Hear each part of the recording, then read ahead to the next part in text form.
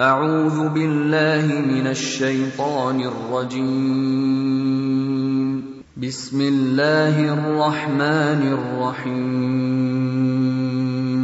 حميم. تنزيل الكتاب من الله العزيز العليم. غافر الذنب وقابل التوب شديد العقاب ذي الطول لا إله إلا هو إليه المصير. ما يجادل في آيات الله إلا الذين كفروا فلا يغررك تقلبهم في البلاد.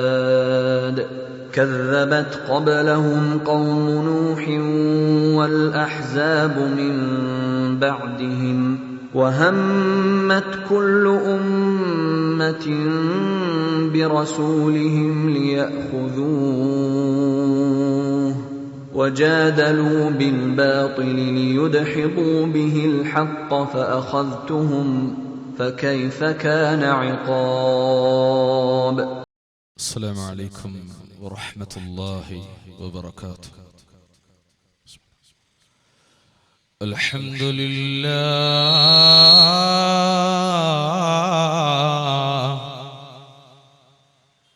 الذي هدانا لهذا وما كنا لنهتدي لولا أن هدانا الله. اللهم صل على محمد وعلى آل محمد كما صليت على إبراهيم وعلى آل إبراهيم وبارك على محمد وعلى آل محمد كما باركت على إبراهيم وعلى آل إبراهيم إنك حميد مجيد. اللهم رب اشرح لي صدري ويسر لي أمري واحلل عقدة من لساني يفقه قولي. أعوذ بالله من الشيطان الرجيم. بسم الله الرحمن الرحيم. واتبعوا أحسن ما أنزل إليكم من ربكم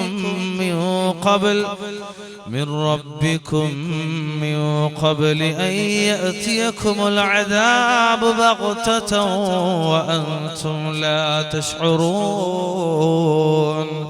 أن تقول نفس يا حسرة على ما فرطت في جنب الله وإن كنت لمن الساخرين.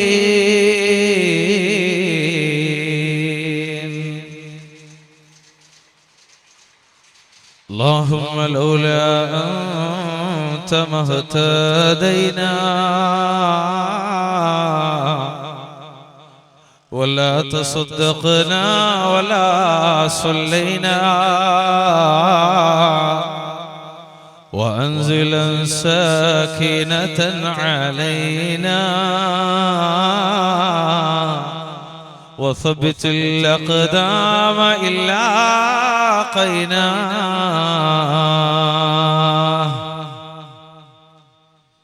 സ്റ്റേജിലും സദസ്സിലും ഉപവിഷ്ടരായ ആദരണീയ വ്യക്തിത്വങ്ങളെ, ബഹുമാന്യരായ രക്ഷിതാക്കളെ, സ്നേഹമുള്ള സഹോദരങ്ങളെ, സഹോദരിമാരെ, ഈ ശബ്ദത്തിന്റെ പരിസരങ്ങളിൽ നിന്ന് ഇത് ശ്രവിക്കുന്ന നല്ലവരായ ദീനി സ്നേഹികളെ, പ്രിയങ്കരായ ഈ നാട്ടുകാർ, ഇൻഷാ അല്ലാഹ് പടച്ച റബ്ബിന്റെ മുഖറബീങ്ങളായ മലായിക്കത്തുകൾ സന്നിഹിതരായിട്ടുള്ള മഹത്തായ ഒരു ഇൽമിന്റെ മജ്ലിസിലാണ് നാം ഓരോരുത്തരും ഒത്തുകൂടിയിട്ടുള്ളത്. അല്ലാഹു റബ്ബ് സുബ്ഹാനഹു വ തആല ഈ സംസാരത്തെ, കേൾവിയെ, കൂടിയിരുത്തത്തിൽ ഇതിവിടെ സംഘടിപ്പിച്ചത് നാളെ റബ്ബിന്റെ സ്വർഗത്തിലേക്കുള്ളൊരു സൽക്കർമ്മമായി നമ്മിൽ നിന്ന് സ്വീകരിച്ച് നമ്മയൊക്കെ അനുഗ്രഹിക്കുമാറാകട്ടെ. പ്രത്യേകം ദുആ കൊണ്ട് വസിയ്യത്ത് ചെയ്തവരുണ്ട്. അവരുടെ എല്ലാ ഹലാലായ ഉദ്ദേശങ്ങളെയും അല്ലാഹു നിറവേറ്റി കൊടുക്കുമാറാകട്ടെ. ഈ സദസ്സിലും നമ്മോടൊപ്പം പൊതുവെ എല്ലാ പ്രഭാഷണ വേദികളിലുമൊക്കെ പങ്കെടുക്കുന്ന നമ്മുടെ ബഹുമാന്യരായ പല രക്ഷിതാക്കളും പ്രയാസകരമായ രോഗത്തിനടിമപ്പെട്ടവരാണ്. അല്ലാഹു അവർക്ക് ശിഫ നൽകുമാറാകട്ടെ. സഹോദരങ്ങളെ, വിശ്വാസികളെ, ദീനീ സ്നേഹികളെ, പ്രിയങ്കരായ നാട്ടുകാരെ, സൂചിപ്പിക്കപ്പെട്ടതുപോലെ പടച്ച റബ്ബിന്റെ ദീനുമായി ബന്ധപ്പെടുത്തിയ ഒരു സംസാരമാണ് ഇൻഷാ അല്ലാഹ് ഇവിടെ നടക്കാനിരിക്കുന്നത്. ഈ ഒരു സംസാരം ആരെയും വിമർശിക്കാനോ ആരുടെയും വികാരങ്ങളെ കുളം തോണ്ടാനോ അങ്ങനെ ഏതെങ്കിലും അർത്ഥത്തിൽ അസ്വസ്ഥത സൃഷ്ടിക്കാനോ അല്ല. ഈ സംസാരത്തിന്റെ തുടക്കം മുതൽ ഒടുക്കം വരെ ഞാൻ സംസാരിക്കുന്നത് ആദ്യം എന്നോടാണ്, പിന്നെയാണ് നിങ്ങളിൽ ഓരോരുത്തരോടും സംസാരിക്കുന്നത്.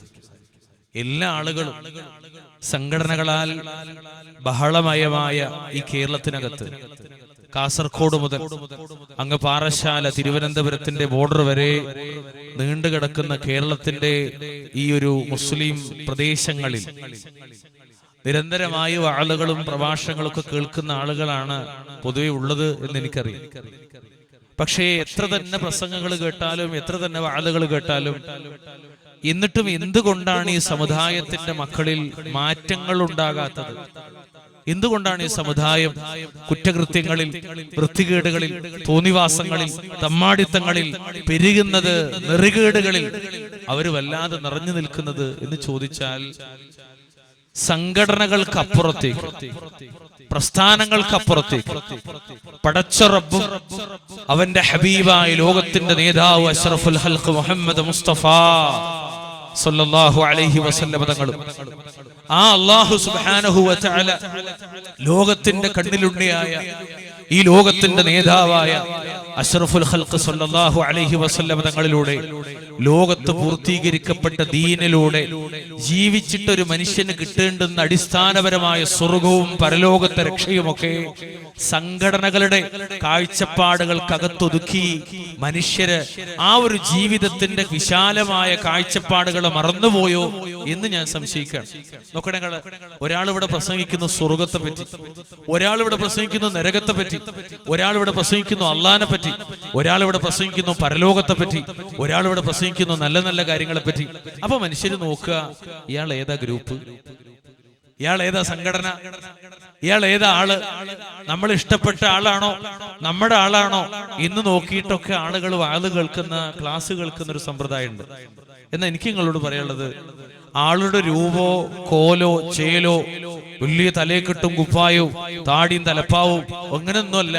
അതിനപ്പുറത്തേക്ക് പറയുന്ന വിഷയങ്ങളിൽ വിശുദ്ധ ഖുർആനും തിരുസുന്നത്തും ലോകത്ത് അത് അങ്ങനെ തന്നെ പകർത്തിപ്പോയ സ്വഹാബത്തിന്റെ ജീവിതവും ഉണ്ടോ എന്ന് പരിശോധിക്കാനാണ് പ്രിയപ്പെട്ട ഈ നാട്ടിലെ ദീനി സ്നേഹികളെ നിങ്ങളോട് എനിക്ക് വിനീതമായി ഓർമ്മപ്പെടുത്താനുള്ളത്.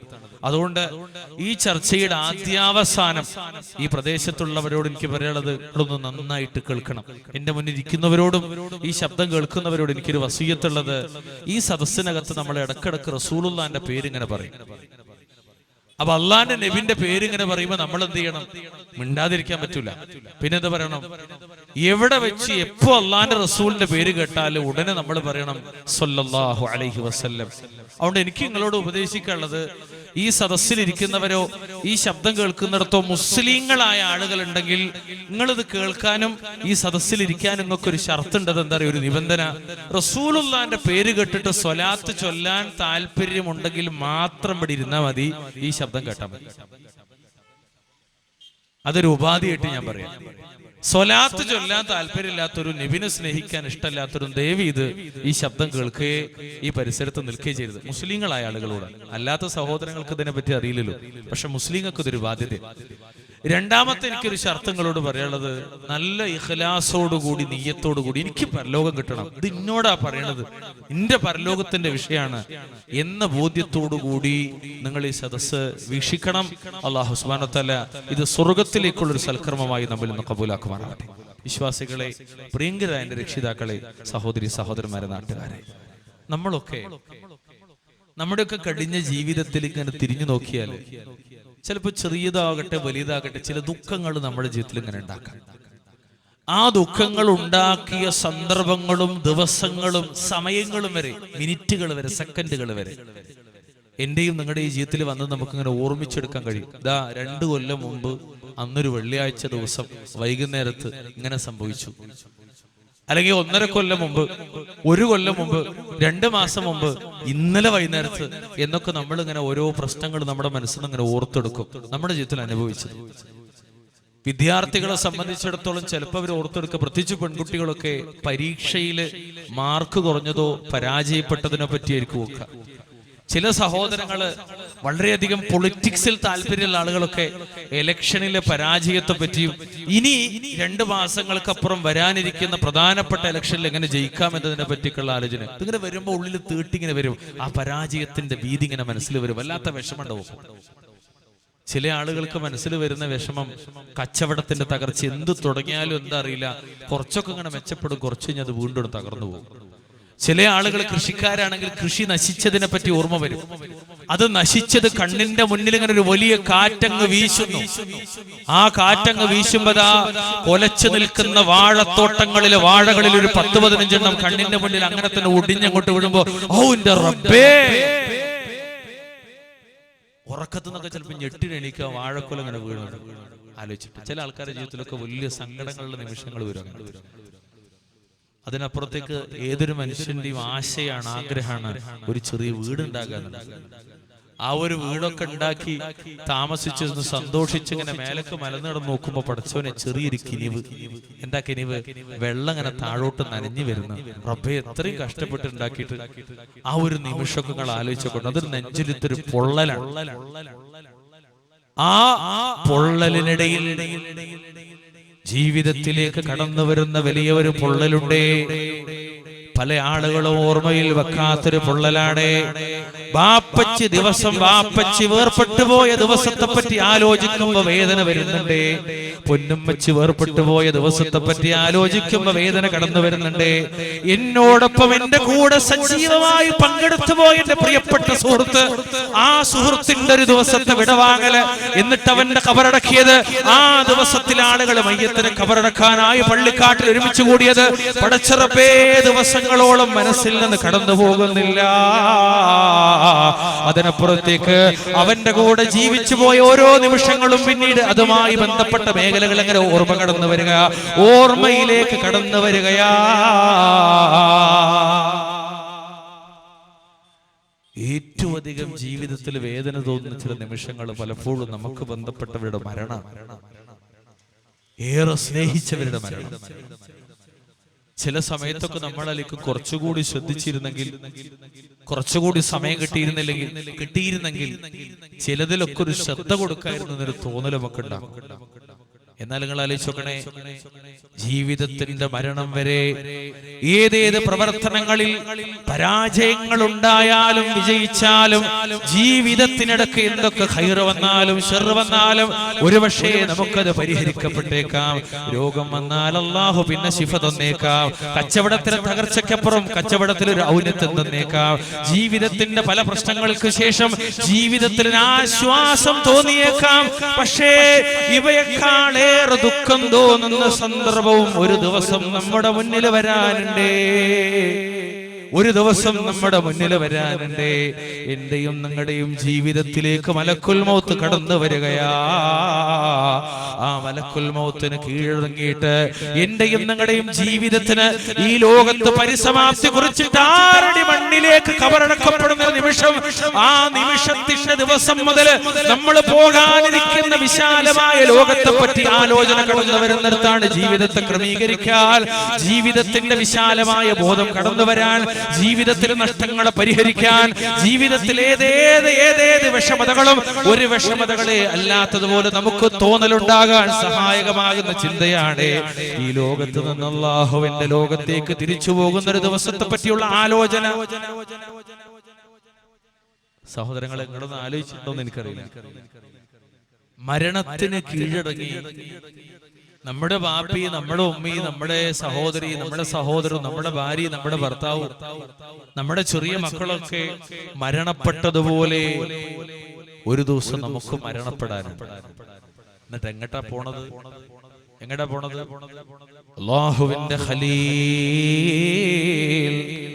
സല്ലല്ലാഹു അലൈഹി വസല്ലം തങ്ങൾ പറഞ്ഞുതരാ, അള്ളാന്റെ നബി തിരുമേനി പറഞ്ഞുതരികയാ, യത്ബഉൽ മയ്യിതു സലാസ്, മരണപ്പെട്ട മനുഷ്യനെ 3 എണ്ണം പിന്തുടരുകയാ, യർജിഉ ഇസ്നാൻ, 2 എണ്ണം ബാക്കിയാവുകയാ, 2 എണ്ണം മടങ്ങി പോരുകയാ, വയബ്ഖാ വാഹിദുൻ, 1 മാത്രം അവശേഷിക്കുകയാണ്, യർജിഉ ഇസ്നാൻ, 2 എണ്ണം മടങ്ങി പോരുകയാണ്. എന്റെയും നിങ്ങളുടെയും കൂടെ ഖബറിലേക്ക് കടന്നു വരുന്നത് 3 എണ്ണമാ, അതിൽ നിന്ന് 2 എണ്ണം തിരിച്ചു പോരുകയാ. ഏതൊക്കെയാണെന്നറിയോ തിരിച്ചു പോരുന്നത്? ഈ ലോകത്തെ ഏറ്റവും പ്രധാനപ്പെട്ടത് ഏതൊരു കുടുംബമാണോ, ഏതൊരു ഇണതുണകളാണോ, ഏതൊരു മക്കളാണോ, ഏതൊരു മാതാപിതാക്കളാണോ, ഏത് സ്വന്തം ബന്ധങ്ങളാണോ എന്ന് ഏറ്റവും പ്രധാനമായി കരുതിപ്പോയ കുടുംബമതാ യർജിഉ അഹ്ലുഹു, ആ കുടുംബത്തിന് വേണ്ടി ഹലാലാണോ ഹറാമാണോ, പറ്റിച്ചതാണോ തട്ടിപ്പ് നടത്തിയതാണോ, ഇസ്ലാം അനുശാസിച്ചതാണോ എന്ന് പോലും നോക്കാതെ, പടച്ചറബ് തൃപ്തിപ്പെട്ട മാർഗമാണോ എന്ന് പോലും നോക്കാതെ അധ്വാനിച്ചുണ്ടാക്കിയ സമ്പത്തിലെ യർജിഉ അഹ്ലുഹു വമാലുഹു സല്ലല്ലാഹു അലൈഹി വസല്ലം, 2 എണ്ണം മടങ്ങി പോരുകയാ. ഒന്നവരവന്റെ കുടുംബമാണ്, ഈ കുടുംബത്തെ പോറ്റാനായി ഉണ്ടാക്കിയത് 2ാമത്തെ സമ്പത്താണ്. ഈ 2 സമ്പത്തും ഖബറിൽ നിന്ന് തിരിച്ചു പോരുകയാ. എന്നിട്ട് 1 മാത്രം എന്റെയും നിങ്ങളുടെയും കൂടെ ബാക്കിയാവുകയാ. ഏതാ എന്റെയും നിങ്ങളുടെയും കൂടെ ബാക്കിയാവണമെന്നറിയോ? ഏതാ എന്റെയും നിങ്ങളുടെയും കൂടെ ബാക്കിയാവണത്? ഏതാണ് ബാക്കിയാകുന്നതെന്നറിയോ? അമലുഹു സല്ലല്ലാഹു അലൈഹി വസല്ലം, അല്ലാഹുവിന്റെ ഖലീലുല്ലാഹി മുഹമ്മദ് മുസ്തഫ സല്ലല്ലാഹു അലൈഹി വസല്ലം തങ്ങൾ പറഞ്ഞു പോയത് എന്താണെന്നറിയോ? മനുഷ്യന്റെ മരണം വരെ മനുഷ്യനെ ഖബറടക്കപ്പെടുന്നത് വരെ, അത് 25 വയസ്സായാലും 30 വയസ്സായാലും 40 വയസ്സായാലും 50 വയസ്സായാലും 60 വയസ്സായാലും, ജീവിതത്തിൽ പടച്ചറബ് തന്നുപോയ ആയുസ് എത്രയാണോ ആ ആയുസ് വരെ, പ്രായപൂർത്തിക്കപ്പുറമായ ആയുസ് വരെ, സുന്നിയായാലും മുജാഹിദായാലും ജമാഅത്തായാലും തബ്ലീഗായാലും ഇന്ത്യ ആരാധിച്ച് ജീവിച്ച ഏത് സംഘടനക്കകത്ത് ജീവിച്ചു പോയവനായാലും, ആ മരണം വരെ നമ്മൾ അനുഷ്ഠിച്ചു പോയ അനുഷ്ഠാനങ്ങളിലെ, പ്രവർത്തനങ്ങളിലെ, അമൽ സ്വാലിഹാത്തുകളിലെ ഈ അമലുകളുമായി മനുഷ്യരാശി ഖബറടക്കപ്പെടുകയാ. എന്റെ സ്വത്തിന്റെ കൂടെ പോരുന്നില്ലേ? എന്റെ കുടുംബം എന്റെ കൂടെ പോരുന്നില്ലേ? കുടുംബത്തിന് വേണ്ടി, സ്വത്തുണ്ടാക്കുന്നതിന് വേണ്ടി ഏത് അമലാണോ ബാക്കി വെച്ചു പോയത്, ഏത് അമലാണോ നഷ്ടപ്പെടുത്തി പോയത്, പടച്ചറബ് പഠിപ്പിച്ചു പോയ, ഹബീബ് സല്ലല്ലാഹു അലൈഹി വസല്ലം പഠിപ്പിച്ചു പോയ അല്ലാഹുവിന്റെ അരികിലേക്ക് തിരിച്ചു പോകാനുള്ള സൽക്കർമ്മങ്ങളിൽ ഏതാണോ നഷ്ടപ്പെടുത്തി പോയത്, ആ നഷ്ടബോധത്തിന്റെ കണക്കുകളുമായി 6 അടി മണ്ണിലെ മലായികകൾ ചോദ്യം ചോദിക്കാൻ കടന്നു വരുന്നത് കാത്തിരിക്കുകയാ. അല്ലാഹുവിന്റെ നബി തിരുമേനി കൃത്യമായി പഠിപ്പിച്ചു തരികയാ സല്ലല്ലാഹു അലൈഹി വസല്ലം. വല്ലാത്തൊരു ലോകത്തെ പറ്റിയാണ് അല്ലാഹുവിന്റെ റസൂൽ സല്ലല്ലാഹു അലൈഹി വസല്ലം പഠിപ്പിച്ചത്. അമിത ദുഃഖത്തിന് കാരണം പലപ്പോഴും ഇത്തരക്കാർക്ക് നരകമാണ് മുന്നിൽ വരാനുള്ളത്.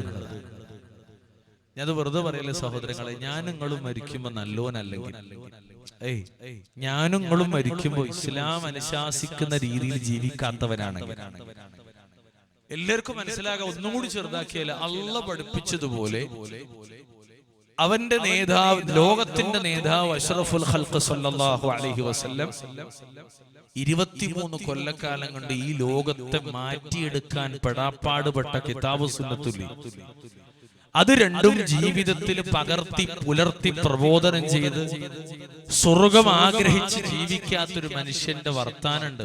ഞാൻ ആ വർത്താനത്തിൽ നിന്ന് നിങ്ങളെ ക്ഷണിക്കുക. ഞാൻ എന്തിനാ വർത്താനം പറയുന്നത് അറിയോ?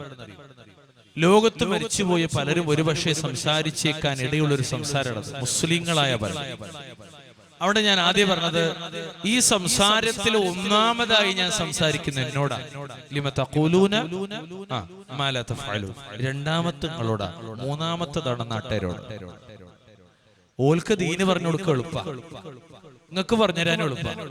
പക്ഷെ ഞാനത് സ്വന്തം ജീവിതത്തിൽ പകർത്തൽ കുറച്ച് പ്രയാസം അല്ലേ? വളരെ എളുപ്പമാണ് പറഞ്ഞു കൊടുക്കാന്നുള്ളത്, വളരെ എളുപ്പമാണ്. പകർത്തൽ കുറച്ച് പ്രശ്നമാണ്.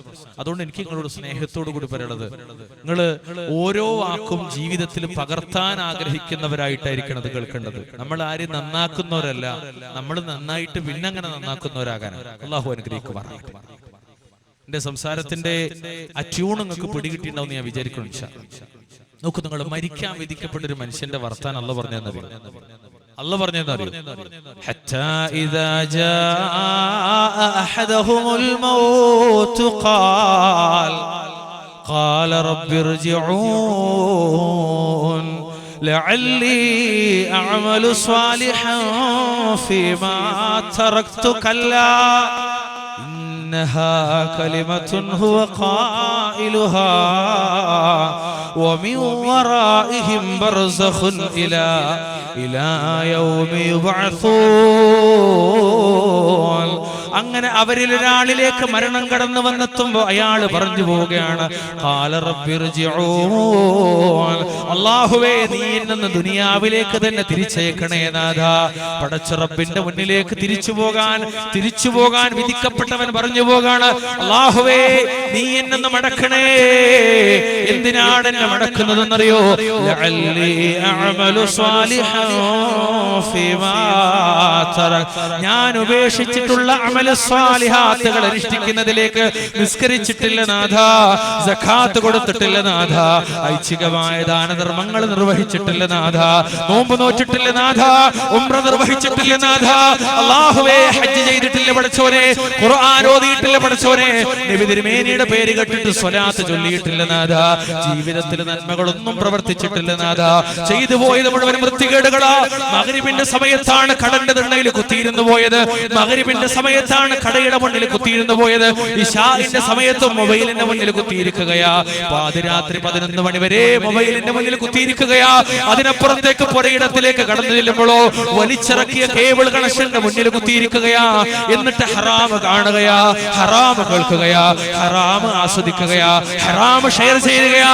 ജീവിതത്തിലേക്ക് മലക്കുൽ മൗത്ത് കടന്നു വരുമ്പോ അയാളും പറഞ്ഞു പോണത് ലഅല്ലി അഅമലു സ്വാലിഹൻ ഫീമാ തറക്, അല്ലാഹുവേ ഈ ഹറാമിനിടയിൽ, ഈ നെട്ടോട്ടത്തിനിടയിൽ, ഈ ഓട്ടപ്പാച്ചിനിടയിൽ, ഈ കളികൾക്കിടയിൽ, ഈ ആഘോഷങ്ങൾക്കിടയിൽ, ഈ ലഹരി മൂത്ത ജീവിതത്തിനിടയിൽ നഷ്ടപ്പെടുത്തി പോയ സൽക്കർമ്മങ്ങൾ അനുഷ്ഠിക്കുന്നതിലേക്ക് നാഥാ റബ്ബി ഇർജിഊൻ.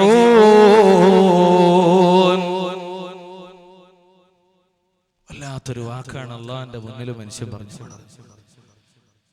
ഈ സദസ്സിന്റെ ഒരു ഭംഗി എന്താ വെച്ചാൽ കസേര കുത്തിരിക്കലാണ്. ആ പുറകിൽ നിൽക്കുന്ന ആൾക്കാരൊക്കെ റോഡിൽ നിന്ന് ഇറങ്ങിയിട്ട് ഇങ്ങോട്ട് ഇറങ്ങിയിട്ട്, ആ റോഡ് ബ്ലോക്ക് ആക്കാൻ നമുക്ക് പാടില്ല, റോഡ് ബ്ലോക്ക് ആക്കരുത്, ഇങ്ങോട്ട് ഇറങ്ങിയിട്ട് ഇവിടെ കസേര ഉണ്ടെങ്കിൽ അതിലിരിക്കുക, അല്ലെങ്കിൽ ഈ പുറത്തേക്ക് നിൽക്കുക നല്ലത്. റോഡിൽ എന്തായാലും ഇപ്പൊ വാഹനങ്ങളൊന്നും എങ്ങനെ വരും നമുക്കറിയില്ല. പല പിടുത്തപ്പെട്ട പോക്കാണ് പല വാഹനങ്ങളൊക്കെ ഉണ്ട്. അപ്പൊ ആ സൈഡിൽ നിന്ന് എല്ലാവരും ഇങ്ങോട്ട് ഇപ്പുറത്തേക്ക് വെക്കാം. നമ്മളൊരു കാരണത്താലും റോഡിലേക്ക് ഇറങ്ങില്ല. അള്ളാന്റെ റസൂൽ റോഡ് ബ്ലോക്ക് ആക്കാൻ, തടസ്സം സൃഷ്ടിക്കാൻ പാടില്ല എന്ന് നബിയുനാ റസൂലുള്ളാഹി സ്വല്ലല്ലാഹു അലൈഹി വസല്ലം. നമുക്ക് ബാധകം. അതുകൊണ്ട് ഇതിന്റെ സംഘാടകരോട് കൂടി എനിക്ക് പ്രത്യേകം, നിങ്ങൾ എല്ലാവരും ഈ പുറത്തേക്ക് നിൽക്കും, ഈ പുറത്തേക്ക് ഇവിടെ നിൽക്കുക. ഇനിയിപ്പോ ആർക്കെങ്കിലുമൊക്കെ ഈ ശബ്ദം കേൾക്കുന്നത് അരോചകാണെങ്കിൽ അള്ളാഹ് തീരുമാനിച്ചിട്ടുണ്ടാവും നടക്കണോ വേണ്ടോ. നമുക്ക് ആ വേജാറൊന്നുമില്ല. ഈ മണ്ണിൽ കാലുകുത്തിയപ്പോൾ റസൂലുള്ളാഹി സ്വല്ലല്ലാഹു അലൈഹി വസല്ലം പറഞ്ഞൊരു വാചകം ഉച്ചരിച്ചിട്ട് ഞാൻ ഈ സ്റ്റേജിൽ കയറി. എന്താ വാചകം എന്നറിയോ? നമ്മുടേതല്ലാത്തൊരു നാട്ടിൽ കടന്നല്ലാൽ റസൂലുള്ളാഹി സ്വല്ലല്ലാഹു അലൈഹി വസല്ലം പറഞ്ഞൊരു സംഗതിന്റെ 3 വട്ടം പ്രാർത്ഥിക്കാൻ. എന്താ പ്രാർത്ഥന? അഊദു ബികലിമാതില്ലാഹി തമ്മാതി മിൻ ശർരി മാ ഖലഖ. പിന്നെ അള്ളാഹ് കണക്കാക്കിയിട്ടുണ്ടെങ്കിൽ മാത്രമേ അവിടെ ഒരു പ്രശ്നം ഉണ്ടാകുള്ളൂ, ഏതൊരു പ്രശ്നം ഉണ്ടാവില്ല. നമ്മൾ തവക്കുൽ ചെയ്തിട്ടല്ലേ ഇരിക്കുന്നത്, പിന്നെ എന്തിനാ അങ്ങനത്തെ പ്രശ്നം? ഇൻഷാ അല്ലാഹ് അല്ലാഹു സുബ്ഹാനഹു വ തആല വിഷയം മനസ്സിലാക്കാനും പഠിക്കാനുള്ള തൗഫീഖ് നൽകി അല്ലാഹു എല്ലാവരെയും അനുഗ്രഹിക്കുമാറാകട്ടെ. സഹോദരങ്ങളെ, എന്റെ പ്രിയപ്പെട്ട രക്ഷിതാക്കളെ, ദീനീ സ്നേഹികളെ, അള്ളാന്റെ ദീന് കേൾക്കാനും പഠിക്കാനും ആഗ്രഹിച്ചു വന്നവരെ, നിങ്ങളോടായി ഞാൻ പറയട്ടെ, അങ്ങനെ ഈ മനുഷ്യൻ എന്ത് ചെയ്യാണ്? മരിക്കാൻ വിധിക്കപ്പെടുന്ന സമയത്താണ് മനുഷ്യന്റെ ഇങ്ങനെ ഒരു വർത്താനം ഉണ്ടാകുന്നത്. എന്താ വർത്താനം?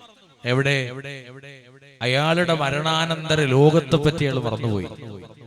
അയാളുടെ കുടുംബത്തിന്റെ മരണാനന്തര ലോകത്തെ പറ്റി അയാൾ മറന്നുപോയി. സ്വന്തം ഇണ മരണാനന്തര ലോകത്തിന്റെ കൂടെ വരുമോ ഇല്ലേ എന്നത് അയാൾ മറന്നുപോയി. ഞാൻ അങ്ങനെ പറയുമ്പോ ആരും വിചാരിക്കണ്ട എന്തിനാ ഇങ്ങനെയൊക്കെ സംസാരിക്കണം. അടിസ്ഥാനപരമായി ഞങ്ങൾ ആലോചിക്കുക, നിസ്കരിച്ചാൽ പോലും നമുക്ക് നഷ്ടപ്പെട്ടു പോയൊരു ബോധം, നിസ്കരിക്കുന്നവർക്ക് പോലും നഷ്ടപ്പെട്ട ഒരു ബോധം തരും, ആഖിറത്തെ പറ്റിയുള്ള ബോധം. അത് നഷ്ടപ്പെട്ടതാ വലിയ പ്രശ്നം. അതുകൊണ്ടാണ് നിസ്കരിക്കുന്നവർക്കിടയിൽ പ്രശ്നം ഉണ്ടാകുന്നത്. സാധാരണ നിസ്കരിക്കുന്നവർക്കിടയിൽ പ്രശ്നം ഉണ്ടാകാൻ പാടില്ല. നിസ്കരിക്കുന്നവർക്കിടയിൽ പ്രശ്നം ഉണ്ടാകുന്നതല്ല, ഓന്റെ നിസ്കാരത്തിന്റെ ലക്ഷ്യം പോലും എന്തിനാന്നുള്ളത് മറന്നുപോയി എന്നുള്ളത്. ഇബാദത്ത് എടുക്കുന്നവർക്കിടയിൽ പ്രശ്നം എന്താ? ആഖിറത്ത് മറന്നുപോയി എന്നതാ. അടിസ്ഥാനപരമായ ലോകത്തെ പ്രശ്നം അതാണ്. അതുകൊണ്ട് തന്നെ അല്ലാഹ് പറഞ്ഞു പോയത് ഏറ്റവും വലിയ നഷ്ടക്കാരാരാണെന്ന് നബി തിരുമേനി ആയത്തങ്ങ് ഓതിയിട്ട് പഠിപ്പിച്ചു തരികയാണ്. ആരാണ് ഏറ്റവും വലിയ നഷ്ടക്കാര്? സ്വന്തത്തിനും കുടുംബത്തിനും പരലോകത്തിൽ നഷ്ടം വരുത്തി വെച്ചതാരോ അവരത്രേ തീർച്ചയായും നഷ്ടക്കാർ. ഇതെന്റെ വരയല്ല, എന്റെ വകയല്ല. 39-ാം അധ്യായം വിശുദ്ധ ഖുർആനിലെ 39-ാം അധ്യായം സൂറത്തു സുമറിന്റെ 15-ാമത്തെ വാചകത്തിലൂടെ പടച്ച റബ്ബ് പറഞ്ഞു പോവുകയാ. ഭക്ഷണത്തിന്റെ വിഷയത്തിലും വസ്ത്രത്തിന്റെ വിഷയത്തിലും താമസത്തിന്റെ വിഷയത്തിലും വിദ്യാഭ്യാസത്തിന്റെ കാര്യങ്ങളിലും എന്തിനു വരെ അവനവന്റെ 16-കാരനായ 18-കാരനായ പൊന്നുമോന്റെ മൊബൈലിനകത്തുള്ള നെറ്റ് സംവിധാനങ്ങളിൽ പണം കയറ്റി കൊടുക്കുന്ന 2Gയുടെ 3Gയുടെ 4Gയുടെ ഏറ്റവും നൂതനമായ സംവിധാനങ്ങളുള്ള ബില്ല് ചെയ്ത് കൊടുക്കുന്നിടത്ത് പോലും ശ്രദ്ധിക്കുന്ന രക്ഷിതാക്കളോട് പടച്ചറപ്പിന്റെ ഖുർആൻ പറഞ്ഞു പോകുന്നറിയോ? ഖുൽ ഇന്നൽ ഖാസിരീന الذين خسروا قل إن الخاسرين الذين خسروا أنفسهم وأهليهم يوم القيامة ألا ذلك هو الخسران المبين. നബിയെ അങ്ങൊന്ന് പറഞ്ഞു കൊടുക്കണേ, ഖിയാമത്തിന്റെ നാളിൽ, പരലോകത്തിന്റെ നാളിൽ